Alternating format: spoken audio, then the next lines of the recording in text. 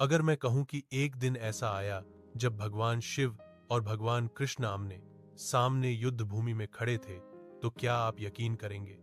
उस दिन आकाश कांप रहा था, धरती थर्रा रही थी और पूरा ब्रह्मांड सांस रोक कर देख रहा था, क्योंकि कारण था सिर्फ एक असुर बाणासुर।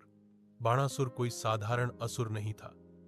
उसके 1000 हाथ थे और हर हाथ में विनाश की ताकत, लेकिन उसकी सबसे बड़ी शक्ति थी भगवान शिव की अटूट भक्ति। सालों तक कठोर प्रकट हुए और तपस्या, ना अन्न ना जल ना निद्रा, सिर्फ एक मंत्र एयुएम नमः शिवाय। आखिरकार महादेव प्रसन्न होकर बोले, बाणासुर वर मांगो। उसने आयशा वर मांगा कि आप हमेशा किसी भी परिस्थिति में मेरा साथ नहीं छोड़ेंगे।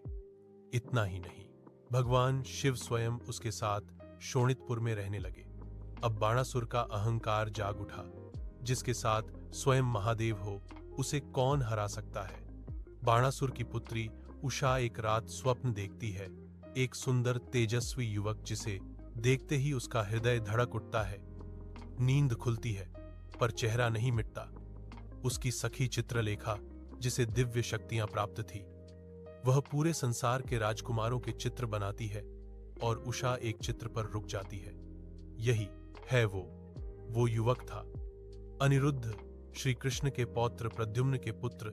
चित्रलेखा योग बल से अनिरुद्ध को द्वारका से उठा लाती है। प्रेम, विश्वास और विधि के साथ उषा और अनिरुद्ध का गंधर्व विवाह हो जाता है, लेकिन सुख ज्यादा देर नहीं टिकता। जैसे ही बाणासुर को पता चलता है उसकी बेटी ने यादव वंश में विवाह कर लिया है, उसका क्रोध भड़क उठता है और वह अनिरुद्ध को लोहे की जंजीरों में बांध देता है। वह गर्जना करता है, मैं शिव भक्त हूं, कृष्ण भी मेरा कुछ नहीं बिगाड़ सकते। द्वारका में समाचार